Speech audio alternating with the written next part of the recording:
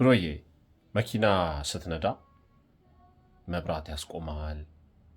ከኋላ የሚነዱ ሰዎች ክላክስ ያደርጉብሃል። የነዳ ያለ ሰዎች ሊገቡብ ይችላሉ። ሰዎች ክሮስ ያደርጋሉ። ብዙ ነገር ሀፕን ያደርጋል መኪና እየነዳ።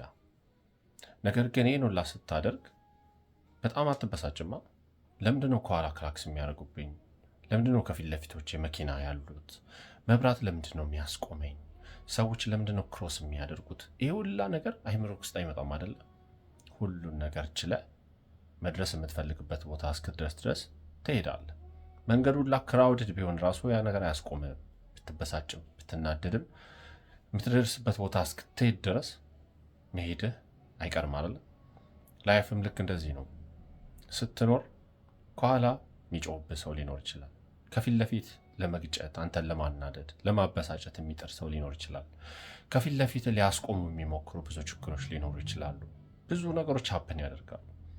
ምናልባት የምትሄድበትንና መድረሻን ጠንቅቀህ ማታውቅ ከሆነ እነዚህ ነገሮች ሊያስቆሙ፣ ሊያበሳጩ፣ ከመንገድ ሊያስወጡ ይችላሉ። የምትደርስበትን ቦታ ካወቅ ግን እነዚህ ነገሮች ሁሉ ያስቆሙ። ታግሳቸው፣ አልፋቸው፣ በዊዝደም በጥበብ የምትፈልግበት ቦታ ትደርሳለህ። ላይፍ ሲምፕል ነው። መድረሻን ወቅ